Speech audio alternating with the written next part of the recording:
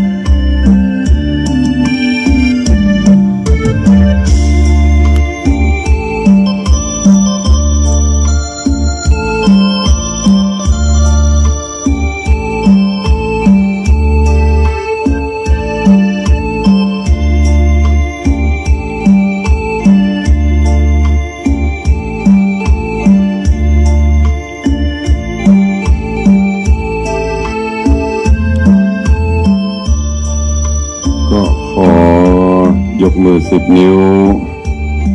กราบนอบน้อมอย่างพระติรัตนเกี่ยวเจ้าตั้ง3 ประการ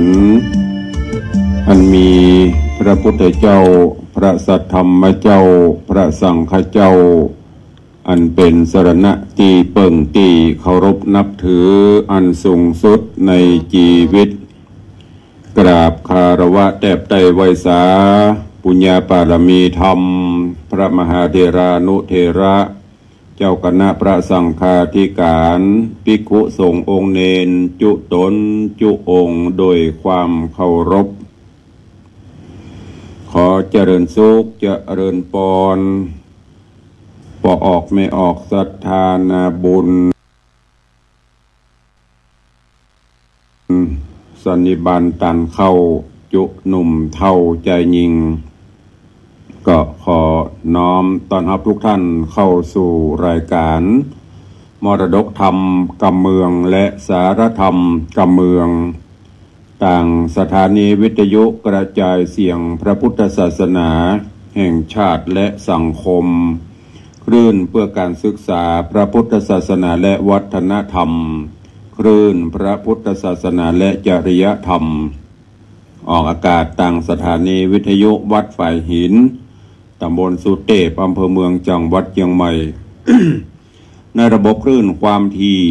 FM 104.50 เมกะเฮิรตซ์สถานีวิทยุคลื่นพระพุทธศาสนาและจริยธรรมในความอุปถัมภ์ของมูลนิธิพระบรมธาตุเจ้าดอยสุเทพกระจายเสียงในระบบคลื่นความถี่ FM 96.0 เมกะเฮิรตซ์ตลอดจนสถานีวิทยุชุมชนต่างๆที่ต่างตันผู้อำนวยการได้ลิงก์สัญญาณออกอากาศให้ญาติโยมได้รับฟังกันตลอดจนญาติโยมที่รับฟังต่างห่อกระจายข่าวของหมู่บ้านต่าง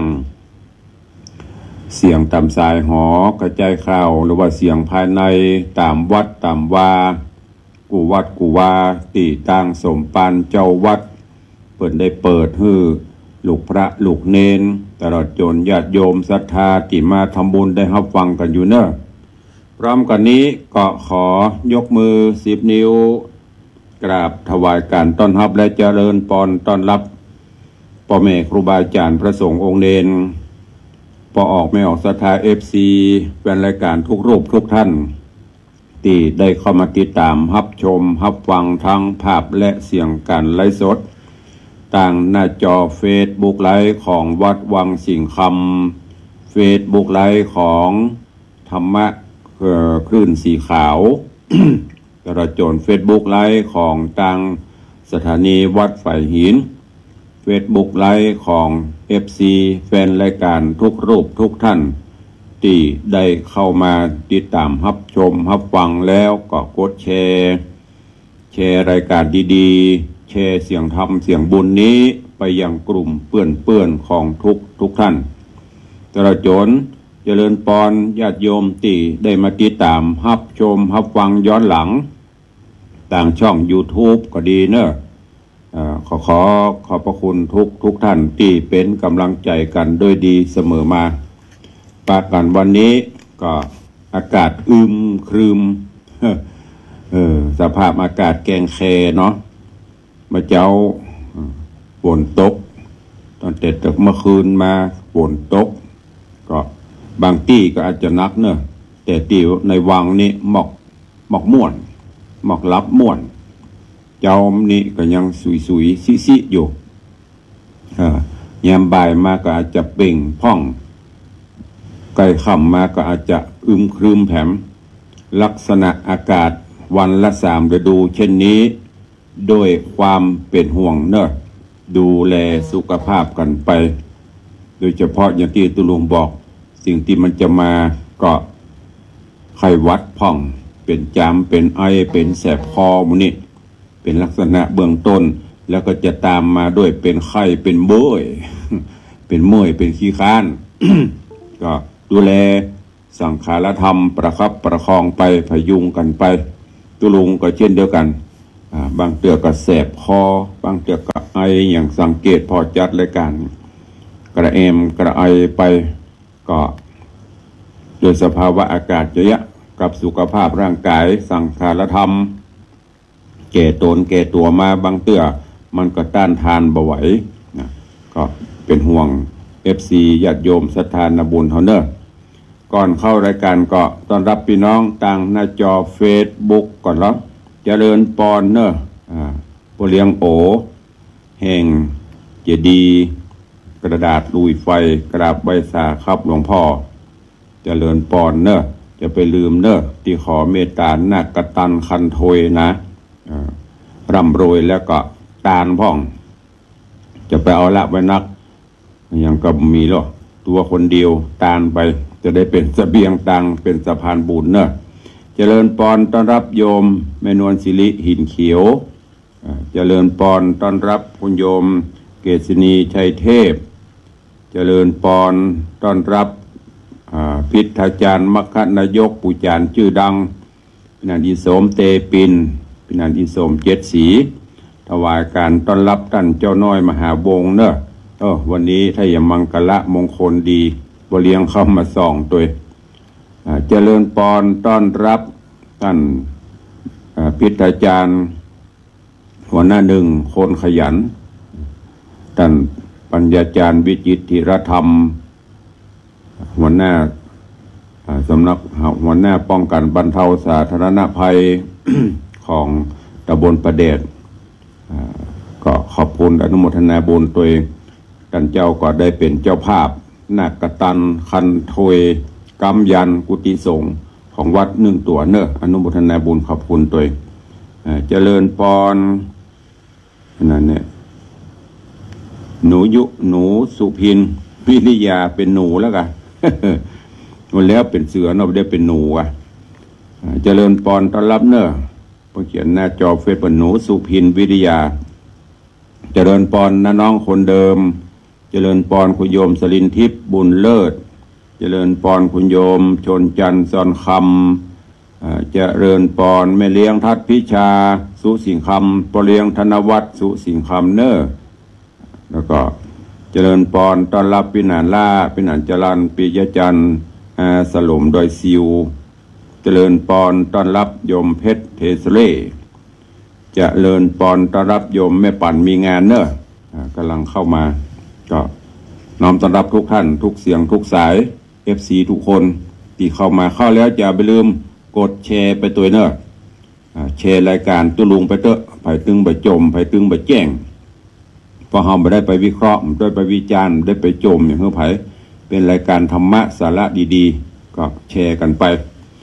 ก็วันนี้ก็เดียวข่าวสารต่างๆเขาก็ไปอู้กันใต้รายการเข้าสู่หัวใจรายการเดี๋ยวก่อนเนาะในรายการมรดกธรรมกำเมืองและสารธรรมกำเมืองยังอยู่ในช่วงของปฐมฤกษ์เบิกฟ้าพระธรรมเทศนาเรื่องจันตะฟองสมุทรตุลุงได้นำมาเทศนากำลังผ่านไป1 ตอนหรือว่า1 ผูกที่ 1 ใกล้จะจบก่อนที่จะขึ้นสู่ผูกที่สองก็ขอเอาเรื่องราวอย่างที่ได้สัญญาไว้จะมามาจามาสรุปให้ญาติโยมได้ฟังเพื่อที่จะได้ปฏิติดประต่อเนื้อหาสาระได้จดได้จำเอาสิ่งดีๆจันตะฟองสมุดพระธรรมเทศนาอารัมภบทนับตั้งแต่องค์พระผู้มีพระภาคเจ้ายังสถาลงหรือว่ายังทรงพระชนชีพอยู่พระผู้มีพระภาคเจ้าก็ได้แสดงธรรมเทศนาผายโพธิบรรดาสัตว์ทั้งหลายตามปกติก็มีอยู่วันหนึ่ง เรื่องราวนี้ที่เมืองสาวัตถีหรือว่าพระเชตวันอารามเมืองสาวัตถีตามที่พระผู้มีพระภาคเจ้าเพิ่นได้ทรงแสดงธรรมณที่นั้นก่อนที่พระองค์ท่านจะเสด็จไปโปรดหมู่เวนยสัตว์ตลอดจนโปรดบริษัทพุทธบริษัททั้งหลายที่ลงธรรมสภาก็มีภิกขุสงฆ์องค์ข้าเจ้าทั้งหลายอรหันตเจ้าขีณาสพก็ไปพร้อมเพียงกันก่อนที่พระองค์จะเสด็จก็จากันในเรื่องของการประพฤติปฏิบัติศีลธรรมกรรมฐานต่างๆแล้วก็ไปถึงเรื่องของพระเทวทัตหรือเฮาฮ้องกันว่าเทวทัตซึ่งมาแต่ไทยแต่เดิมนะมากับพุทธเจ้าเทวทัตนี่เป็นผู้ที่มีใจบาปหยาบช้าใจอกุศลคิดแต่จะทำร้ายล้างผ่านองค์พระผู้มีพระภาคเจ้ามากุภพกุจาตในชาตินี้ก็เช่นเดียวกันไปกิ่งไปหินผามาทิ่มมาต่ำพระบาทหรือว่าตีนของพระพุทธเจ้าจนห่อพระโลหิตตีนจุตีนจ้ำด้วยบุพกรรมมันนั่นก็ทำให้เทวทัตถูกแผ่นดินสูบหรือสรุปจมลงไปในอเวจีนรกกัจจยะพระพุทธเจ้าเสด็จมาถึงได้ยินปุ๊บก็ฟังเสด็จดีลาดมาพอมาถึงในตั้มกลางที่ประชุมสงฆ์ทั้งหลายภิกขุสงฆ์อรหันตขีณาสพเจ้าทั้งหลายก็ดักเงียบแล้วก็ก้มกราบบันตาถวายความเคารพนอบน้อมบูชาจากนั้นก็นั่งในที่อันควรพระผู้มีพระภาคเจ้าก็เสด็จขึ้นนั่งบนอาสนะที่พระอรหันตขีณาสพเจ้าทั้งหลายได้ปูรับรองไว้จากนั้นพระองค์ก็ถามว่ามึงจะได้ยินแว่วๆก่อนที่เราจะมาถึงที่นี่ท่านเจ้าทั้งหลายได้ได้จากันด้วยเรื่องใดจ๊ะ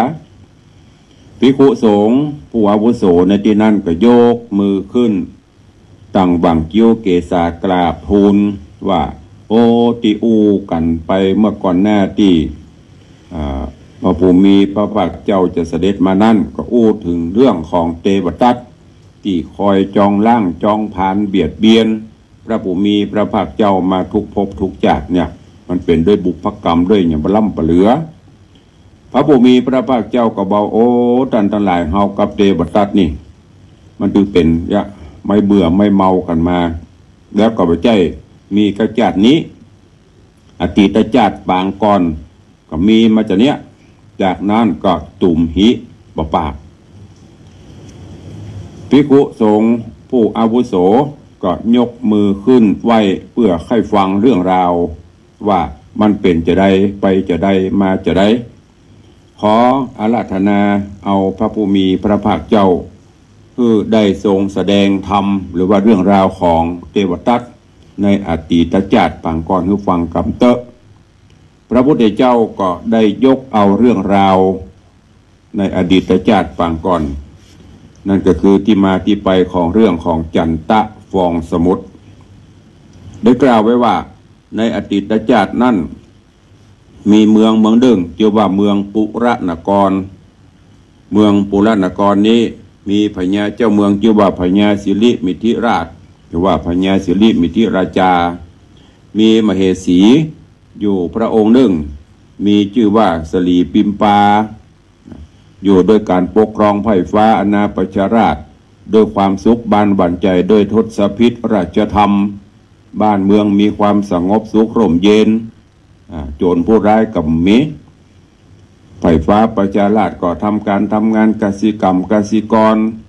ค้าขายไปตามปกติมีความร่มเย็นเป็นสุขและพญาสิริมิถิราชกับนางสลีปิมปาก็มีลูกสาวอยู่คนหนึ่งลูกสาวคนนี้ชื่อว่าสามาวดีเป็นแม่หญิงที่มีรูปโสมนมพรรณสวยสดงดงามเป็นตีต้องตาต้องใจของลูกบ่าวเต้าพญาตั้งหลายหมายปองก็แวะเวียนไปมาหมายปองอยู่ตลอดแต่ว่าพ่อพญาสิริมิถิราชก็ไปยกเข้าไปสักคนพอแล้วมันผสมเปิงกู้บุญบารมีเพื่อไปสักคนแล้วก็สั่งให้แปลงภาษาราชมนเทียนคือสามาวดีได้อยู่สุขสำราญบ้านใจมีข้าทาสเจ้าบริพารคอยสนองงานคอยรับใจบนภาษาวิมานคำอยู่มาบ่เมินบ่นานอยู่มาเมินนานไม่ใช่บ่เมินบ่นานอยู่มาเมินเข้าสามาวดีก็มาคืดว่าโอ้พ่อก็เก่ไปถึงวันแม่ก็เฒ่าไปถึงวันบ้านจองหอบ้านเมืองก็ไปหน้าไปตาไผ่จะมาสืบสมบัติรัฐพัสถานแตนไผ่จะมาปกครองหากว่าสิ้นป่อสิ้นแม่ไปลบจะเนี่ยจะได้นางก็เลยอยู่ในปราสาทราชมนเทียนประพฤติวัดปฏิบัติจำศีลกินทานโดยบ่หมายป้องไปหาไผ่เตื้อแล้วก็ปั่มเปงภาวนารักษาศีลจากนั้นก็ได้ตั้งจิตสัจจะอธิษฐานขอลูกขอผู้มีบุญมาประสูติการหรือว่ามาเกิดในมาจุติในต้องในคันประสูติออกมาเพื่อเป็นผู้มีบุญที่จะได้สืบราชบัลลังก์สืบบ้านแตนเมืองในอนาคตการโดยปุญญาปารมีที่สามาวดีนางเจ้าได้ประพฤติปฏิบัติจำศีลกินทานศีล5ศีล8บ่ขาดตกบกพร่องมีใจเมตตาใจบุญสุนทานโพดภายในบุญจะบ้านจะเมืองมาโดยตลอดร้อนถึงพระอินทร์ที่นั่งพญาอินทร์หินบรรดุกัมพลศิลาอาจตีเกยอ่อนนุ่มสุขุมานก็มากระด้างแข็งถึงวันนั่งมันนุ่มมันนิ่มมาวันนี้อย่างกระด้างกึกเดึกมันเป็นตะอัญญังองค์อมรินทร์พระอินทร์เจ้าฟ้าก็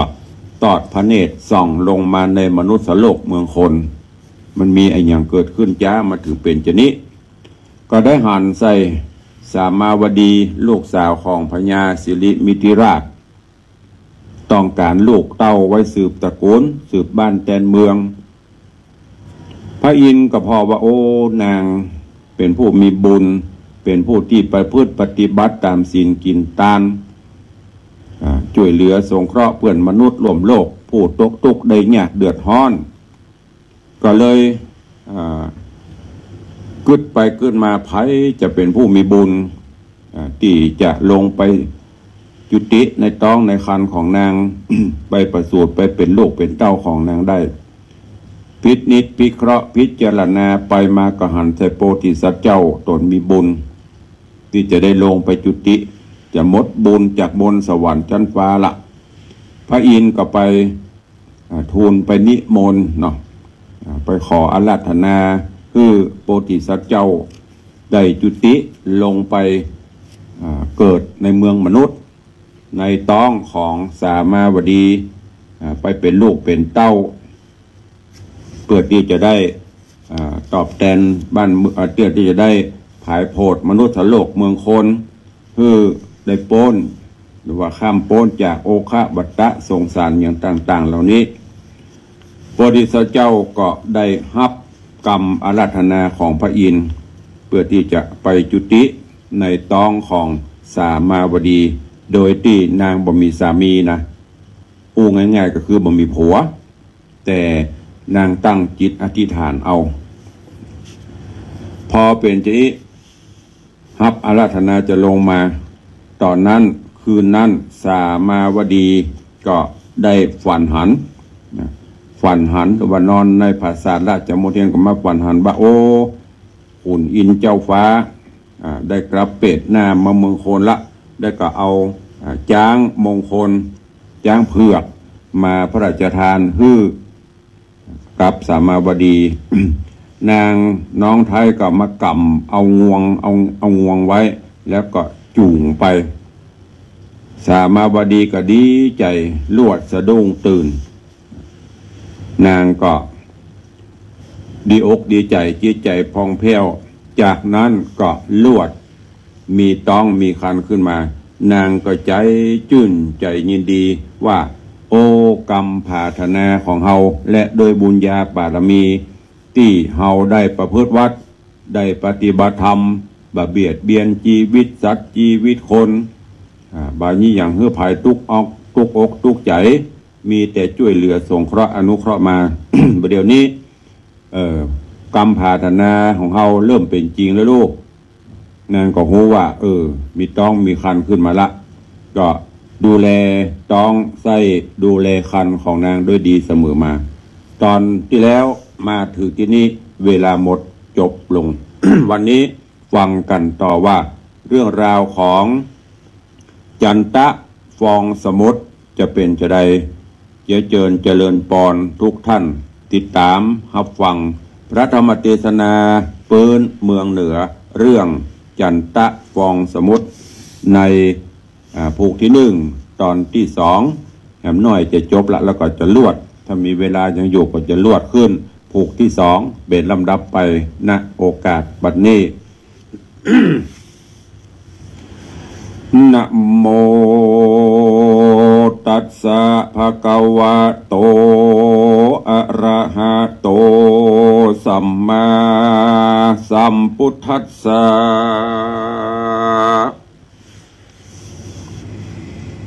สาธุจนา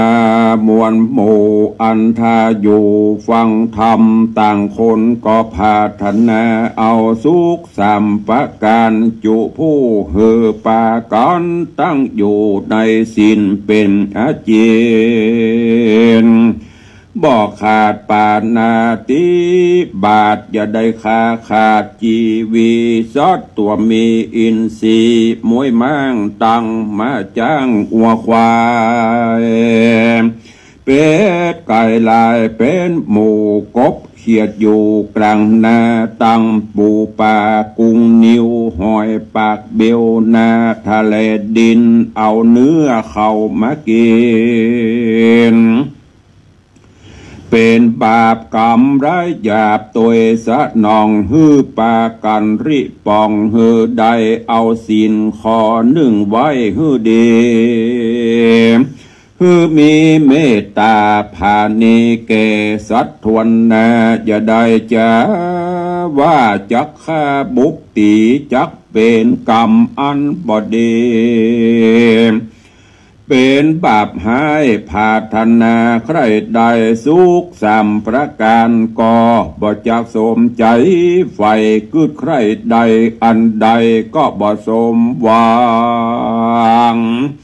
อาดินนาตานนันเล่าอย่ามีใจกำเศร้ามัวดำโลภบังอำเอาของแห่งต้านลักเอาของเปื้อนบานมาเกินคือหักษาตีนมือของตัวคือมันอย่ามีใจสอดดันกดงอโลภที่นาดินแดนให้หันต้านปากบดใดลวดบอกเก่งขามมันเป็นกรรมแหล่งกล้าเกิดมาจัดนาจักเป็นคนเข็นใจกันคนใดรักษาบทใดจักพัฒนาเอาไว้ยังสุข3ประการก็จักหันว่าไก่ก็จักหันว่าไก่พูดดือเกิดมาแสนมือก็บ่พบปานกาเมสุมิชาจันฮือเว้นจากการ เล่นจูเถิงผัวเมียเขาบ่ฮู้เตบดาเจ้าก็หักเล็งหันฟุ้งบาปกรรมมันบ่ไว้นะบอกว่าเจ้าเละขามันบ่ไว้คนใดกันรักษาไว้บทใดจักพัฒนาเอาไว้ยังสุขสามประการก็จากบ่อปบปานสักจาดมุกสาวาทข้อที่สี่นั้นแถมเฮือใดแน่กำปากอย่าได้กล่าวกำอย่าได้กล่าวกรรมโหกห้าฮือต้านเจ็บใจ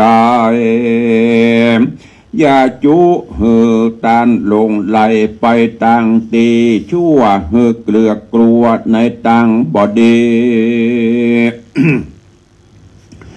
การรักษาศีลข้อนี้บ่ได้จักพาธนาเอาสุขไว้กับตนเกิดมาในเมืองคนแสนชาติก็บ่อาจจักสมใจสุราเมรัยขอที่หาจ้างก่อบาปกราคืนในตนเสียสติสะลมบ่หูบุญหูบาปปาจิตใจกระยาบกระทำบาปนาสอกรรมเวนมาใส่ตัวเก่าจักผาทัดนาเอาสุขเล่าสามประการก็บ่หันว่าจักสมใจไฟกันรักษาศีลข้อนี้บ่ได้ย่อมจักทุกข์ยากไรอนาถาจักพาธานะเอาสั่งก็บ่ได้กันรักษาศีลเอาไว้บริบูรณ์ก็จักอุดหนุนเติมกำตั้งเข้าน้ำปัจจัยจักไปตั้งใดก็มีคนนับแน่จักเป็นพ่อแก่ก็มีกรรมให้จักทำแน่ทำให้ก็จักได้ผลลายเลี้ยงงัวเลี้ยงควายก็ตกลายเต็มคอกมีลูกออกลวงลายบ่หูจักชิบหายตายห้าจักไม่น่าไปต่างใดก็มีคนปู่จาขับใบยอมบททุกไรอับโจรดังพระตัสสะปนเตหักษาศีลนี้เป็นเหตุหือได้อานิสงส์ว่าสีเลนะสุขติงยันตีศีลนี้นำไปสู่ตีสุขบันในสถานเจ็ดแห่งคือจันฟ้าตั้งหกและเมืองโคนศีลนี้ย่อมนำตนหือได้เป็นเจ้าศีลนี้มาอยู่เฝ้ารักษาสีเลนะโภกสัมปตาเจ้าของสมบัติเจ้าของสมบัตินาจูสิ่งยอมสมบัติยิ่งเก่ผู้มีศีลอยู่ต่างกินและโจกใจบ่มีจนให้มาเตควีสีเลนะนิพุติงยันติศีลนี้ดีพาเสดจักนำไปเกิดที่เนรปานพ้นจากสงสารเศร้าโศกพ้นจากโรคภัยญากิเลสตัณหาดับเมียนความทุกข์หมดเสียงบ่มีเหลือแลนาสัพพุริสาตังหลายมวลโมปากาหันตั้งอยู่ในศีลเป็นอาจินนาย อย่าได้ขาดดังนางน้อยนาจันตะสามาวดีจักสมฤทธิกูสิ่งจักพัฒนาเอาสุขยิ่งสามประการจักพาฐานะเอาสุขยิ่งสามประการก็จักสะก็จักสมตามกรรมมักไฟบ่ได้กากล้าเกลียวไกลกลาและนา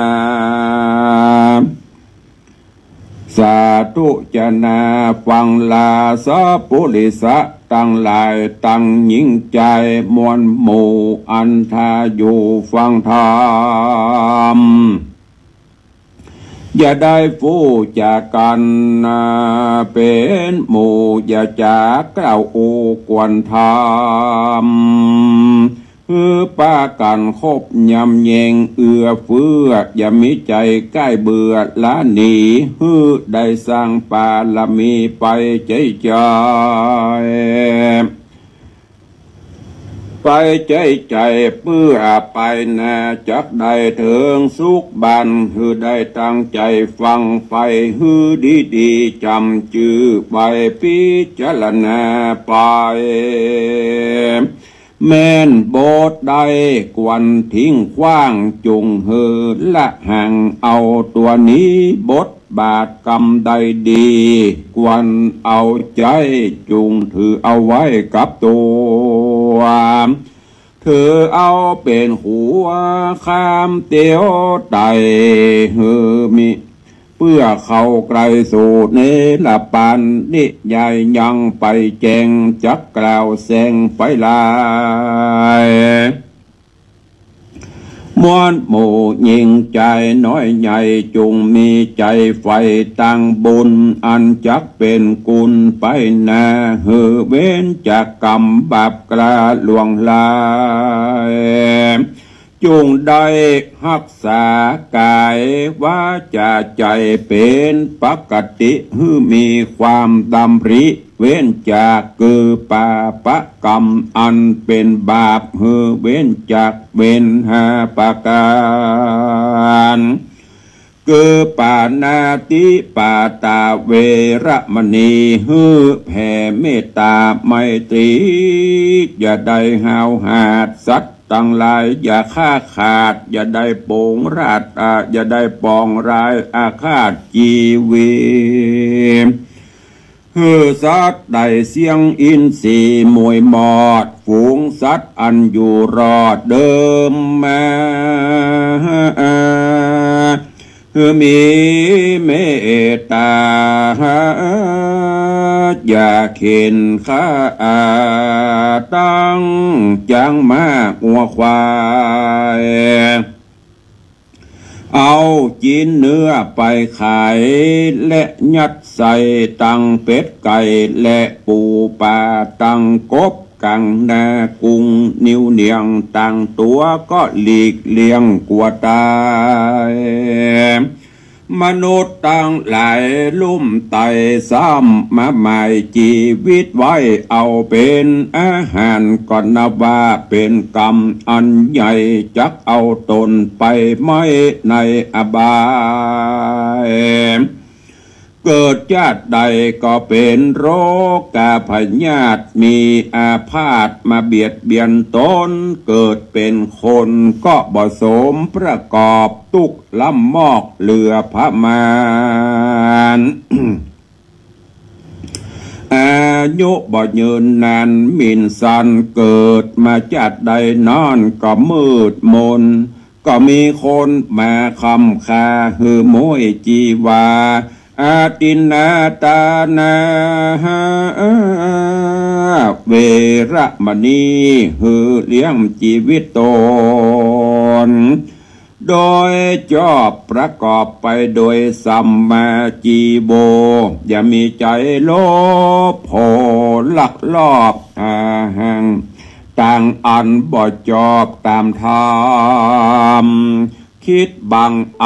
อาของผู้อื่นประมาณหน่อยหนึ่งก็บอกวันกระทำจักเป็นกรรมยุ่งหยาบเกิดเป็นบาปติดต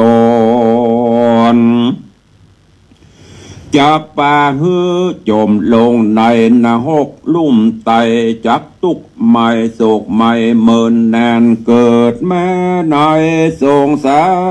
รมนุษย์โลกมีเข้าของบริโภคก็บ่มั่นคงมีเข้าของเงินคำก็เป็นอันตรายต่างๆหูแตกมั่งเสียหายมีงัวมีควายก็มักตายแก่นตายห้ามีจ้างม้าเป็ดไก่ก็มีคนลักเอาไปกินเพราะเฮาบ่มีศีลข้อที่สองแต่จัดก่อนมีอันใดก็ยุดย่อนบ่มันคงจุง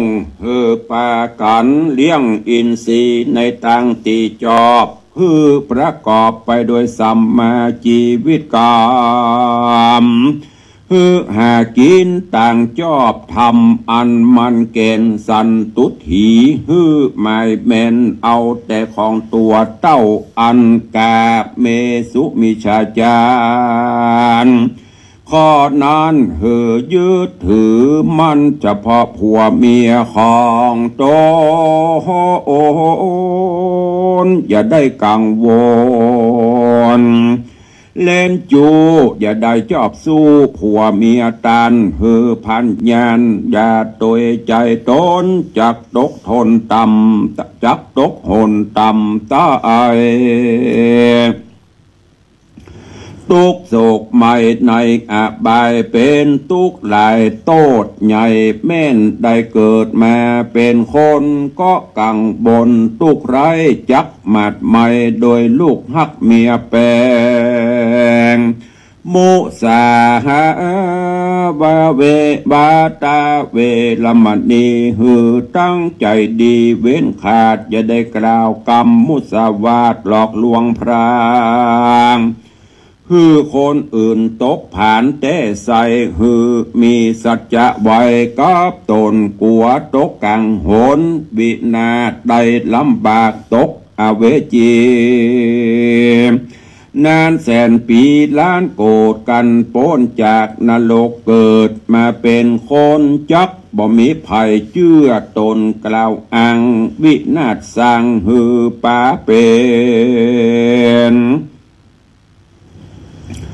ปากเน่าเมนจนเบียวแหว่งย้อนกรรมตกแต่งเป็นไปกล่าวกรรมใดก็บ่มีภัยสู่จอกตามอันตนเล่าบอกและนาสุราเมรยะมัชฌปมาทัฏฐานะเวรมณีรักษาดีเว้นขาดจากการประมาทละสาเว้นจากการดื่มสุราเมลัยอันจักเป็นภัยโทษใหญ่เป็นเหตุได้เสียเข้าเสียของเป็นตั้งที่เศร้ามองก่อเหตุกล่าวกรรมอาเพศผิดเที่ยงกันเกิดอาปาทาเปียทินานาต่างมีแต่คนเล่าควันอ้างจะควรจากตกต่ำจนต่ำจ้าเสียสติปัญญาการจุติตายกล้าดจากทุกขนาดในอบายได้ลำบากหลายในนรกหม้อใหญ่เกิดเป็นคนชาติใดจักเป็นคนใบแง่วซึ่งความคิดปราบบลาบรื่นสติปัญญาเกิดมาภาวะจาติใดจักเป็นคนใบแง่วเป็นบ้าลมเต้าและเป็นบ้าลมเต้าและบ้าหมู่ปุถุจะนังคนยิงใจทั้งหลายและนาเนติตังขีญาสังวันนาวิเศษจาห้องเหตุธรรมเทศนาจันตะฟองสมุทรผูกทวนที่หนึ่งปริปุณนังไปเข้าไส้สู่ผูกที่สองมาถึงเต้าอีขอปงวางไว้เต้านี้ก่อนเลยนะก็บังโกมส รสเดชจันตะฟองสมุทรผูกที่หนึ่งจบปริปุณนังเวลาปอมีตุลุงก็ลวดต่อผูกที่สองมาถึงเท่าที่อีเหลวพอเวลาเหลือแถมน้อยจะหมดเวลาก็ขอโป่งวางไว้เต้าอีก่อนเนาะเรื่องราวของจันตะฟองสมุทรจะเป็นจะได้ในตอนนี้ก็จะได้ยกยอดไปสรุปในตอนต่อไปวันต่อไปเนอะอย่างที่ตุลุงสรุปตะกี้เพื่อมันจะได้ประติดประต่อเรื่องราวต่างๆตอนนี้มาถึงที่สามาวดีมีต้องมีคันละตามกรรมพาธนาแต่ยังบ่เกิดเด้อรอวันพุธวันอื่นถ้าจะเกิดละ ก็จะได้เอามาเทศนาให้ฟังกันต่อเนาะก็ก่อนที่จะหมดเวลาที่จะล่ำจะลาจากกันไปนั้น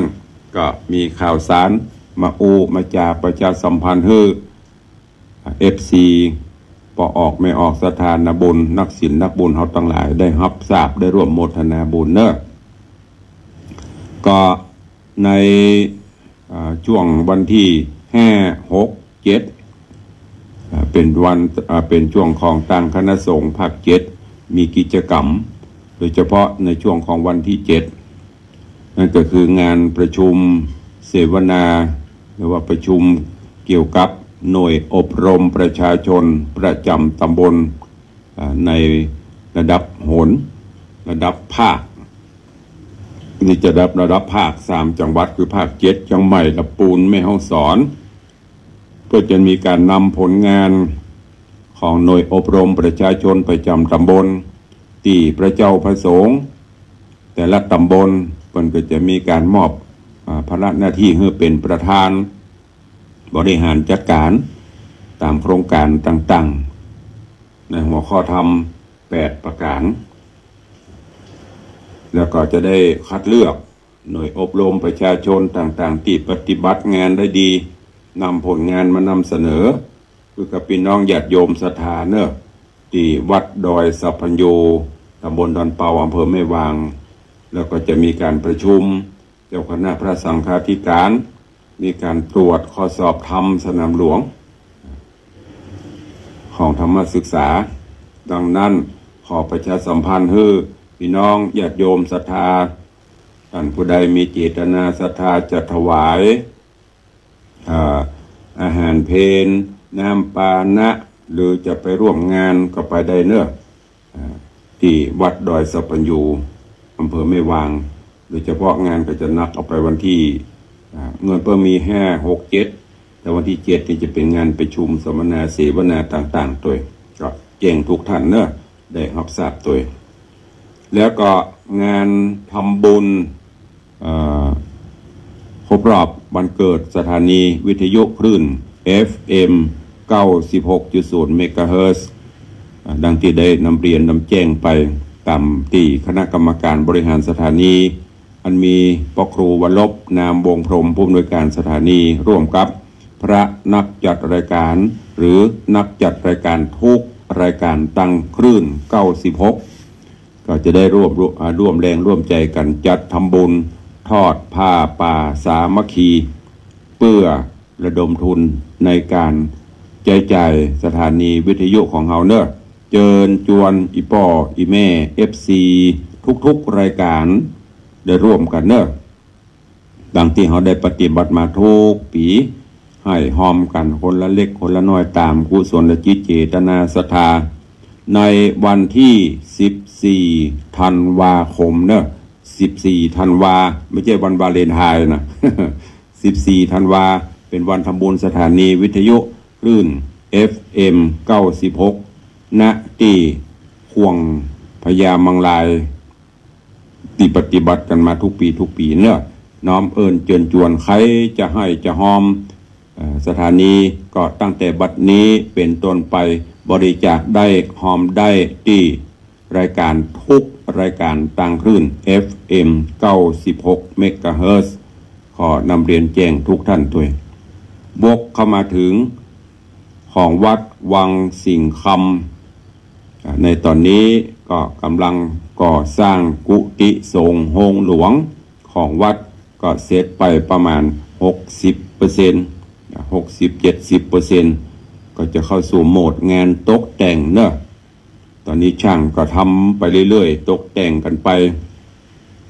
ก็ตุลุงได้นำเรียนแจ้งเชิญชวนศรัทธาญาติโยมร่วมกันเป็นเจ้าภาพนักกตันกำเมืองเขานักกตัน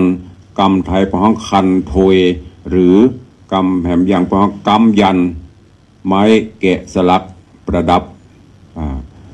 รอบกุฏิเชิงชายกำเชิงชายรอบกุฏิ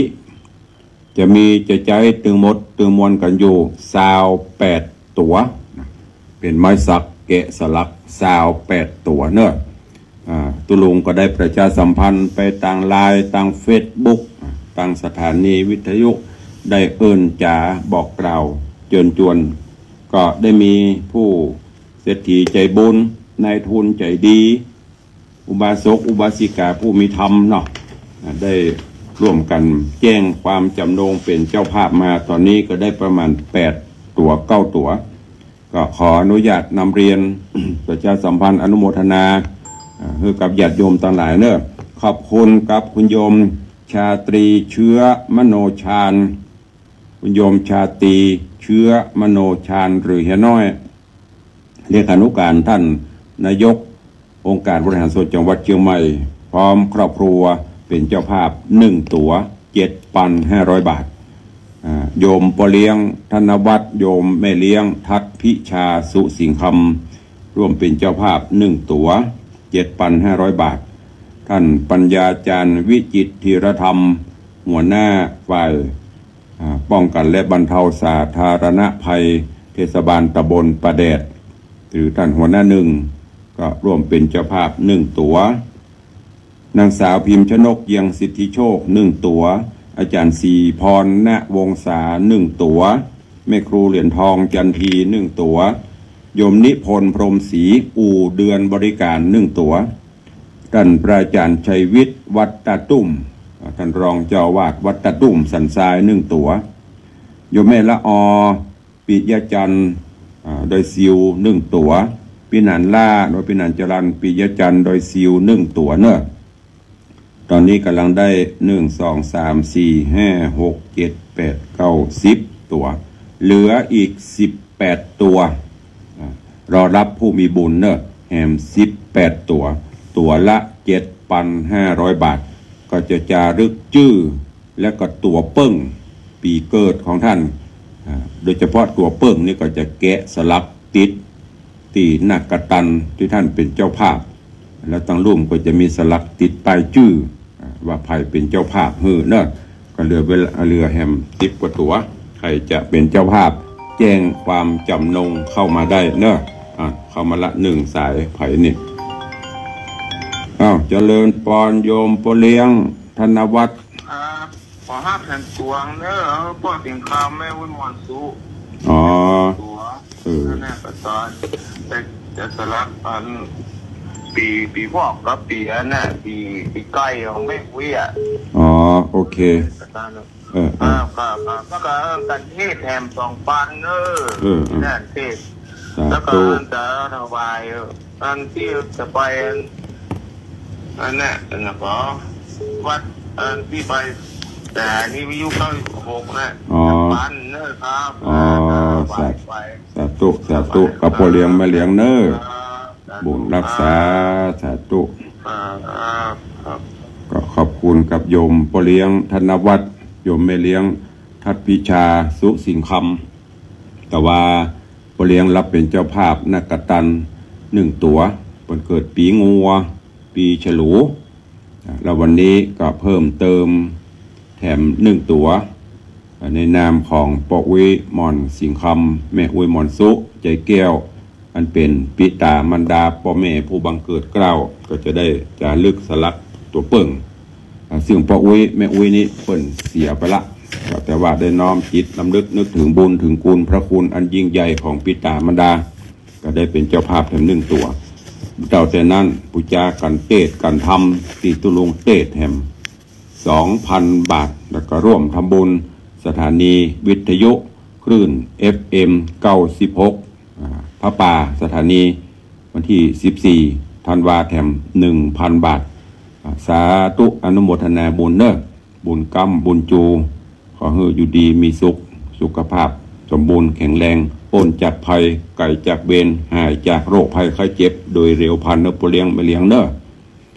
แม่ครูเหรียญทองแวบๆมากรรมมีอันใดเข้ามาใหม่ตะกี้สายมันหลุดไปอย่างจะฮับเพิ่มเติมก็ขยายจะหมดแล้วเนอะแม่ครูเหรียญทองจันทีแวบเข้ามาตะกี้เข้ามาใหม่ตอนนี้สายว่างละใส่บาทแล้วกันเข้ามาถ้าบัตรตันก็หลังไม้ได้เนอะหลังไม้โทรเข้ามาลอยหล่อลงไปใกล้จะหมดแล้วก็หมดเลยก็ตามหน้าบุญเนอะตามหน้าบุญแล้วก็มิได้มีการบังคับการทำบุญตุลุงเน้นอยู่เสมอบอกตลอดถ้าเฮาพร้อมจิตใจพร้อมกายพร้อมปัจจัยพร้อมบ่เดือดร้อนตัวเก่าบ่เดือดร้อนครอบครัวก็ทำไปแต่ถ้ามีเตื้อบ่มีก็บ่ต้องทำแล้วก็บ่ต้องจมบ่ต้องเดือดเนอะถ้าเขาจมเขาเดือดจิตเขาบริสุทธิ์มันก็บ่ได้บุญได้กุศลอย่างเข้ามาละว่าจะได้ขอโทษค่ะพระเข้ามาในบ้านคิดพิธบาตใส่บาตรเรียบร้อยแล้วเจ้าแม่สุวรรณโรจน์แม่ยอดเรือนแล้วก็แม่อย่างทุกคนนะแม่อย่างก็แม่จันวันโชคตาเรือนนะคะเดี๋ยวก่อนจดก่อนจะลืมเห็นไหมแม่สุวรสใจโตสุวรสใจโตแม่ยอดเรือนช่างขายแม่ยอดเรือนจ้างการจ้างขายเนาะแม่จันวันเดี๋ยวก่อนกะจดก็เดียวเขียนอยู่ยอดเรือนช่างขายช่างขายเจ้าแม่ยังก็แม่จันวันจันวันจันนะจันวันโชคตาเรือนแม่จันวันโชคตาเรือนร่วมกัน1 ตัวเลยเจ้าโชคตาเรือน1 ตัวเนาะ3 คนนี่นะเจ้าได้นอกได้สาธุอนุโมทนาขอบคุณนะแม่เนอร์บุญรักษาสาธุลดลงแล้วเนอะเหลือแฮมประมาณ16-17 ตัวลดลง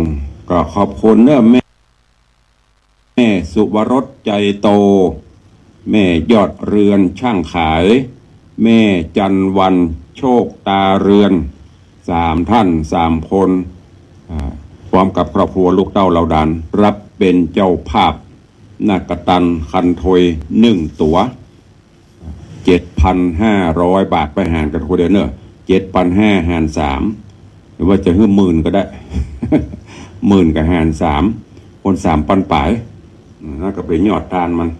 ผู้เล่นได้เนอะดีบ่ข้อลุงนี่ยายบึด7,000บึด10,000นะก็ไปหารกันคนเดียวเจ้านี้ได้2 ตัวของผู้เลี้ยงธนวัฒน์มีเลี้ยงทัดวิชาสุสิงคำเพิ่มมา1 ตัวเตือมดเตือมวลรอบกุฏิชั้นล่างหรือว่าชั้น1ชั้น2แล้วก็แน่มุก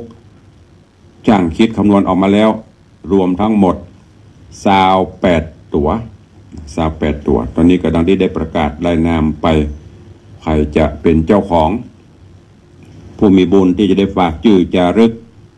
ติกุฏิสงฆ์หลังนี้ซึ่งจะอยู่ไปแห่งปุ่น40-50 ปีบอกว่าเอากระดูกพวกแล้วบ่พระเจ้าหลวงตนใหม่ก็ถึงการเวลาที่จะลื้อจะแปลงเพิ่นก็จะลื้อแล้วก็คงต้องเก็บใช้ต่อไปเพราะเป็นไม้สักแกะสลักพวกก็จะเก็บไว้ใจต่อไปเนอะใครจะเป็นเจ้าภาพก็แจ้งความจำนงเข้ามาได้หมดแล้วก็หมดเลยตลอดจนพระป่าเนอะพระป่าสถานีวิทยุจะไปลืมกำลังมีปเลี้ยงธนวัฒน์เลี้ยงทัดวิชาสุสิงคำประเดิมแรกมา 1,000 บาทสาธุอนุโมทนาเนอะวันนี้เวลาหมดเวลาตามบ้านตึงมีไผมีแม่ครู4-5 คนท่านนะนี่อู้เข้ามาหรือว่าใครอู้ตัวตะลงก็หลังไม้เนอะวันนี้ก็ขอนำรายการจากทุกท่านไปก่อนปะกันใหม่ในวันต่อไปก็ขอความสุขสวัสดีจุ่งบังเกิดมีกับทุกท่านเนอะอยู่ดีมีสุขมันกันจุตนจุองจุผู้จุคนจัตตาโรธรรมาวัฏันติ อายุวันโนสุขังพระลัง